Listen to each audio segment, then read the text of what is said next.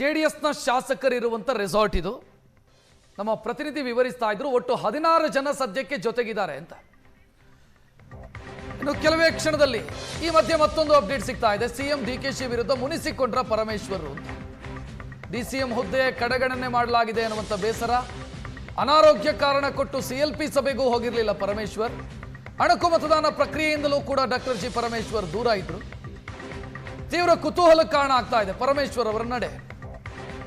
ಅವರಿಗೆ ಆರೋಗ್ಯ ಸಮಸ್ಯೆ ಇತ್ತು. ಮೊನ್ನೆ ಅವರು ಆ ಆರೋಗ್ಯ ಸಮಸ್ಯೆಯ ಮಧ್ಯೆಯೇ ಒಂದು ಸಾರ್ವಜನಿಕ ಕಾರ್ಯಕ್ರಮದಲ್ಲಿ ಭಾಗಿಯಾದರು. ಅವರ ಜಿಲ್ಲೆಯಲ್ಲಿ ನಡೆದಂತ ಕಾರ್ಯಕ್ರಮದಲ್ಲಿ ಭಾಗಿಯಾಗಿದ್ರು. ಆಗ್ತಿರ್ಲಿಲ್ಲ. ಇದು ಒಂದು ಗುಪ್ತ ಮತದಾನ. ನಮ್ಮ ಆತ್ಮಸಾಕ್ಷಿ ಸಂಬಂಧಪಟ್ಟಂತೆ ನಾವು ಮತದಾನ ಮಾಡ್ತೀವಿ. ಆತ್ಮಸಾಕ್ಷಿ ಅಂದ್ರೆ ನೀವು ಇರುವ ಬಿಜೆಪಿ ಅವರು ನಿಮ್ಮನ್ನು ಕಡೆಗಣಿಸಿದ್ದಾರೆ ಅನ್ನುವಂಥದ್ದು. ಕಡೆಗಣಿಸಿದ್ದಲ್ಲ, ನಮ್ಮ ಸೌಜನ್ಯಕ್ಕೆ ವೋಟ್ ಕೂಡ ಕೇಳಿಲ್ಲ ನಮ್ಗೆ. ಓಕೆ, ಸೊ ನಿನ್ನೆ ನೀವು ರೆಸಾರ್ಟ್ಗೆ ಹೋಗಿ ಕಾಂಗ್ರೆಸ್ ಶಾಸಕರ ಜೊತೆ ಕಳೆದಿದ್ದು ಹೋಗಿದ್ದೇವೆ, ಮುಖ್ಯಮಂತ್ರಿ ಮಾತನಾಡಲಿಕ್ಕೆ ಕಳೆದಿದ್ದು ಹೋಗಿದ್ದೇವೆ, ಮಾತಾಡಿ ಬಂದಿದ್ದೇವೆ. ಓಕೆ, ಸೊ ಅಂತಿಮವಾಗಿ ನಿಮ್ಮ ನಿರ್ಧಾರ ಸರ್ ಈ ಆತ್ಮಸಾಕ್ಷಿ ಸಂಬಂಧಪಟ್ಟಂತೆ ಮತ ಹಾಕುವ ಸಮಯಕ್ಕೆ ನಿರ್ಣಯ ಮಾಡ್ತೀವಿ. ಓಕೆ, ಸೊ ಇದು ಹೆಬ್ಬಾರವ್ರು ಹೇಳುವಂಥದ್ದು. ಅಂದರೆ ನಾವು ಆತ್ಮಸಾಕ್ಷಿ ಮತಕ್ಕೆ ಹೋಗ್ತೇವೆ ಅನ್ನುವಂಥದ್ದು. ಮತ್ತು ನಮಗೆ ಇದುವರೆಗೂ ಬಿಜೆಪಿ ಯಾರು ಮಾತಾಡ್ಸಿಲ್ಲ, ಹಾಗಾಗಿ ನಾವು ಆತ್ಮಸಾಕ್ಷಿಯ ಮತ ಹಾಕುವುದು ಅಂತ ನಿಶ್ಚಿತ ಅನ್ನುವಂಥ ಮಾತನ್ನು ಅವ್ರು ಹೇಳ್ತಾರೆ. ಕ್ಯಾಮರಾಮನ್ ಪ್ರಸಾದ್ ಜೊತೆ ರಮೇಶ್, ಏಷ್ಯಾನೆಟ್ ಬೆಂಗಳೂರು. ಆತ್ಮಸಾಕ್ಷಿಯ ಕೌಂಟ್ ಜಾಸ್ತಿ ಆಗ್ತಾ ಇದೆ. ಈಗ ಮಾತನಾಡಿದವರು ಶಿವರಾಮ್ ಹೆಬ್ಬಾರ್, ಯಲ್ಲಾಪುರದ MLA, ಬಿಜೆಪಿಯ ಉಚ್ಚಾಟಿತ MLA, ಕಾಂಗ್ರೆಸ್ ಜೊತೆಗಿದ್ದಾರೆ ಅವರು. ಅವರೊಂದು ಮಾತು ಹೇಳಿದರು, ಸೌಜನ್ಯಕ್ಕೆ ನಮ್ಮ ಹತ್ರ ಓಟ್ ಹಾಕಿ ಅಂತನೂ ಕೇಳಲಿಲ್ಲ ಬಿಜೆಪಿಯವರು. ಸೌಜನ್ಯಕ್ಕೂ ಮಾತನಾಡಿಲ್ಲ ನಮ್ಮ ಜೊತೆಗೆ. ನಾನು ಆತ್ಮಸಾಕ್ಷಿಗೆ ಅನುಗುಣವಾಗಿ ಓಟ್ ಹಾಕ್ತೀನಿ. ಅವರು ಕಳೆದ ಬಾರಿಯ ಎಲೆಕ್ಷನ್ನಲ್ಲಿ ಮತದಾನದಿಂದ ದೂರ ನಿಂತು ಕಾಂಗ್ರೆಸ್ಗೆ ಹೆಲ್ಪ್ ಮಾಡಿದ್ರು. ಯಾರಿಗೆ ಮತ ಹಾಕ್ತೀರಿ? ಕುತೂಹಲ ಇರುವಂಥದ್ದು ನಿಮ್ಮ ಮತ. ನಿನ್ನೆ ಸುಮಾರು 12 ಗಂಟೆ ವೆಯ್ಟ್ ಮಾಡಿದು. ಭಾರತೀಯ ಜನತಾ ಪಕ್ಷದವರು ಯಾರಾದರೂ ಅಪ್ರೋಚ್ ಮಾಡ್ತಾರೆ ಅಂತೇಳಿ, ಆದರೆ ಯಾರೂ ಕೂಡ ಅಪ್ರೋಚ್ ಮಾಡಲಿಲ್ಲ. ನನ್ನ ಮುಖ್ಯಮಂತ್ರಿಗಳು ಸುಮಾರು 12 ಗಂಟೆ ಮೇಲೆ ಫೋನ್ ಮಾಡಿದ್ರು, ವಂಡರ್ಲಾಗೆ ಬರಬೇಕು ನೀವಿಬ್ಬರೂ ಅಂತ. ಹೋಗಿದ್ವು, ಭೇಟಿ ಮಾಡಿದ್ದೀವಿ. ಅವರು ರಿಕ್ವೆಸ್ಟ್ ಮಾಡ್ಕೊಂಡಿದ್ದಾರೆ. ನಾವು ಕೂಡ ನಮ್ಮ ಕ್ಷೇತ್ರಕ್ಕೆ ಏನೇನು ಅನುದಾನ ಇರ್ತದೆ, ಮತ್ತೊಂದು ಇರ್ತದೆ, ಅದನ್ನು ನಾವು ಕೂಡ ಅವರಿಗೆ ಬೇಡಿಕೆ ಇಟ್ಟಿದ್ದೀವಿ.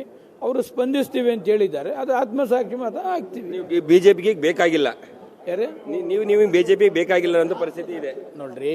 ಬಿಜೆಪಿಗೆ ಬೇಕಾಗಿದ್ರೆ ಅವರು ನಮ್ಮನ್ನು ಅಪ್ರೋಚ್ ಮಾಡಬೇಕಾಗಿತ್ತು. ನಾನಾಗಿ ಮ್ಯಾಲ್ ಬಿದ್ದೋಗ್ಲಿ, ಮ್ಯಾಲ್ ಬಿದ್ದೋಗ ಪ್ರಮೇಯ ಇಲ್ಲ. ಅವ್ರು ಕೇಳಿದ್ರೆ ಮತ ಹಾಕ್ತಿದ್ದೋ ಬಿಡ್ತಿದ್ದೋ, ಆಮೇಲೆ ಡಿಸೈಡ್ ಮಾಡ್ತಿದ್ದ. ಅವ್ರು ಕೇಳೋ ಸೌಜನ್ಯಕ್ಕೂ ಅವ್ರಿಗೆ ಕೇಳೋಕ್ಕಿಲ್ಲ ಅಂತಂದ್ಮೇಲೆ ಅವ್ರು ಕಟ್ಕೊಂಡು ನಮ್ಗೇನು ಹಾಕ್ಬೇಕಾಗಿದೆ? ಮುಖ್ಯಮಂತ್ರಿಗಳು ಕರೆಸಿ ಕೇಳಿದ್ದಾರೆ, ಕ್ಷೇತ್ರಕ್ಕೆ ಅನುದಾನ ಮತ್ತೊಂದು ಡೆವಲಪ್ಮೆಂಟ್ ಬಗ್ಗೆ ಚಿಂತನೆ ಮಾಡ್ತೀವಿ ಅಂತ ಹೇಳಿದ್ದಾರೆ. ಆತ್ಮಸಾಕ್ಷಿ ಮತ ಹಾಕ್ತೀವಿ. ಅಡ್ಡ ಮತದಾನ ಆಗುತ್ತೆ ಸೋಮಶೇಖರ್ ಅವ್ರ ಕಡೆಯಿಂದ. ಇವತ್ತು ಅಡ್ಡ ಮತದಾನ ಆಗುತ್ತೆ.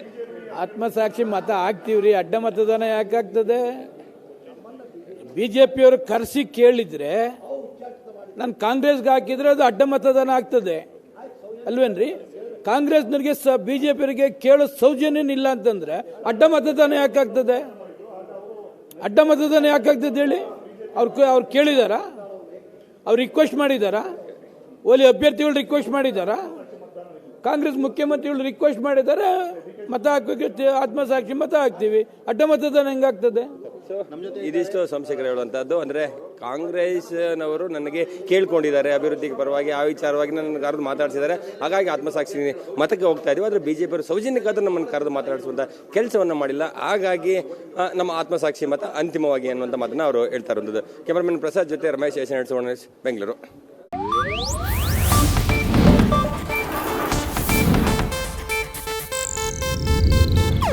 ಇದು ಏಷ್ಯಾನೆಟ್ ನ್ಯೂಸ್ ನೆಟ್ವರ್ಕ್ ಪ್ರಸ್ತುತಿ.